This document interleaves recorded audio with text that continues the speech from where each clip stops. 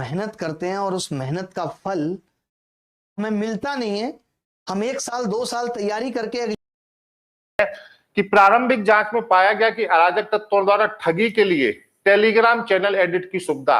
अरे Telegram channel पे ही आप क्यों जा रहे हैं? आप व्हाट्सएप पे भी जाइए ना, लाखों व्हाट्सएप पर पेपर सर्कुलेट है।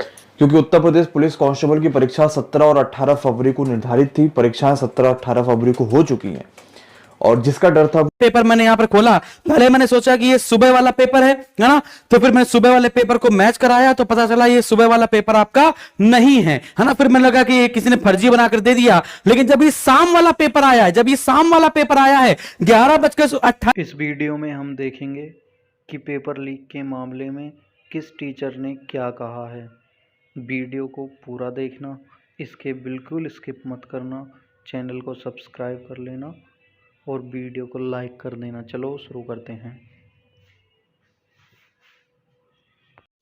क्योंकि उत्तर प्रदेश पुलिस कांस्टेबल की परीक्षा 17 और 18 फरवरी को निर्धारित थी। परीक्षाएं 17-18 फरवरी को हो चुकी हैं और जिसका डर था वो हुआ ही है कि आपकी जो परीक्षा है वो 17 तारीख वाली भी और 18 तारीख वाली भी, लगभग दोनों ही परीक्षाएं लीक हो चुकी हैं। और दोनों ही परीक्षाओं के जो लीक के प्रमाण हैं वो पिछले कुछ घंटों से लगातार सारे टेलीग्राम पे सारे बच्चों के पास पहुंच रहे हैं।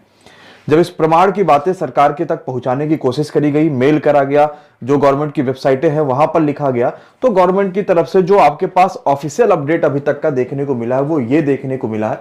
और ऑफिशियल अपडेट में कहा गया है कि प्रारंभिक जांच में पाया गया कि अराजक तत्वों द्वारा ठगी के लिए टेलीग्राम की एडिट सुविधा का प्रयोग करा गया है।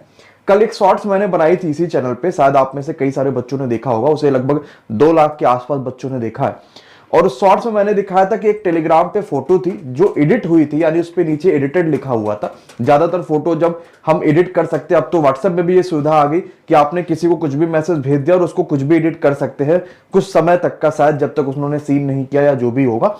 तो उस मैसेज, उस जो फंक्शन है उसका बड़ा सही तरीके से उपयोग भी कर रहे हैं, सही भी हो रहा है, गलत भी हो रहा है, दोनों तरीकों से हो रहा है। टेलीग्राम पर भी यह है कि अगर आपने कोई भी पोस्ट कर दिया तो उसकी फोटो को चेंज भी कर सकते हैं कुछ समय के बाद। तो मैंने वो दिखाया था कि वहां पर एडिटेड लिखा हुआ था, इसलिए इस चीज को हम प्रूफ नहीं मान सकते कि हाँ ये पेपर लीक हुआ ही है। और उसको 2 लाख बच्चों ने देखा था। लेकिन आज की जो सेकंड शिफ्ट रहा था ना, वो सेकंड शिफ्ट की स्थिति तो खूब खराब रही। कल रात में ही और आज सुबह से ही सेकंड शिफ्ट के पेपर का आंसर की हर जगह वायरल हो रहा था। आगे लिखा गया कि सोशल मीडिया पर पेपर लीक संबंधी भ्रम फैलाया जा रहा है और इस आपकी बात जो यूपी पुलिस इन प्रकरणों की निगरानी के साथ इसके सोर्स की गहन जांच कर रहा है। परीक्षा सुरक्षित एवं सुचारू रूप से जारी है। ये बात इन्होंने कह दी कि पेपर कि प्रारंभिक जांच में पाया गया कि अराजक तत्वों द्वारा ठगी के लिए टेलीग्राम चैनल एडिट की सुविधा।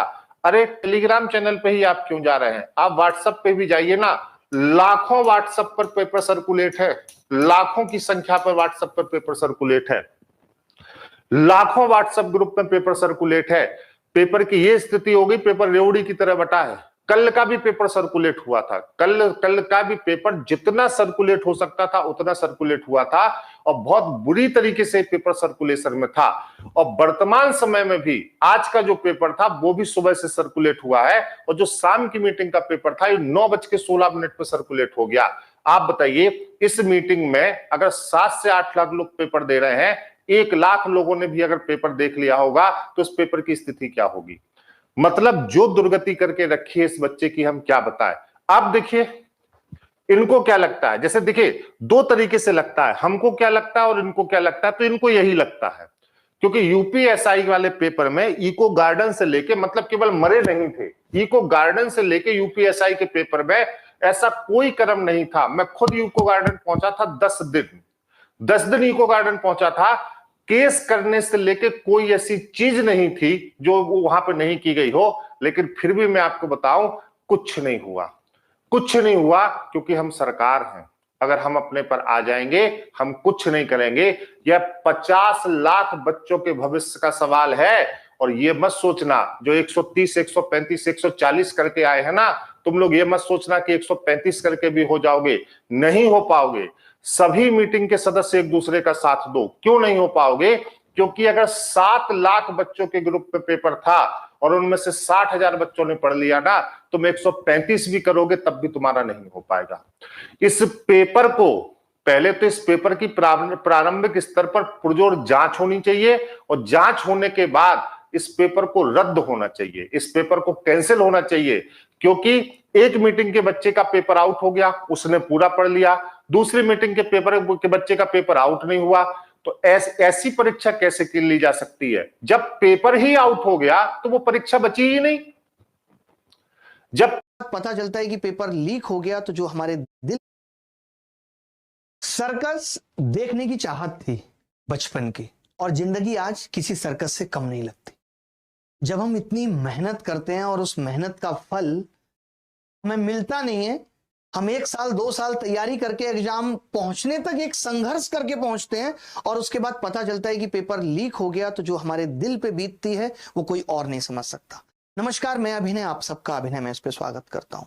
इतने साल से मैं लगातार ये देख रहा हूं, चाहे 2014 से पहले कांग्रेस की सरकार थी या उसके बाद बीजेपी की सरकार थी, हम सब ने अपनी आंखों से ये देखा है इस सरकार की इंटेंशन में, सरकार की मंशा में कभी भी ये चीज प्रायोरिटी पे नहीं रही कि लोगों को हमें ठीक तरीके से रोजगार देना है।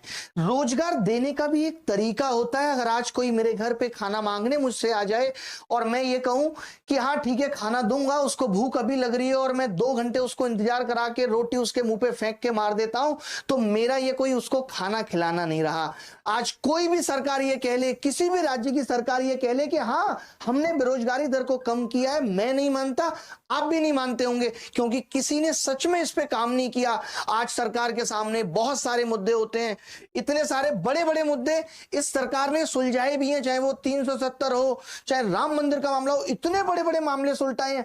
क्या ये सरकार पिछले 20 सालों में 25 सालों में पेपर लीक, सही समय पर पेपर ना होना, होने के बाद पेपर आउट हो जाना, इन सब चीजों पे ध्यान नहीं दे पाई?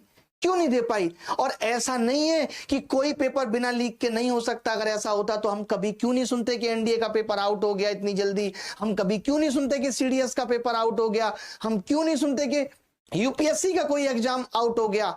इसका मतलब बाकी के एग्जाम में हम वो चीजें ठीक ही नहीं करना चाहते हैं। बहुत दुख के साथ ये कहना पड़ रहा है। फिर जब पिछली बार रेलवे का आंदोलन हुआ था तो आप सबने ये देखा कि चीजें कितनी खराब हो गई थी।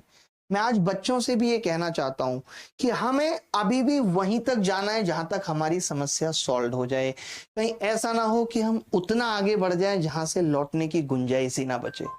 बहुत दुख लगता है कि एक विद्यार्थी, बच्चों की तरफ से मैं सरकार से बस एक लाइन कहना चाहता हूं कि सुलह की गुंजाइश बस तुमसे है, वरना अपनी नाराजगी के नखड़े बहुत हैं।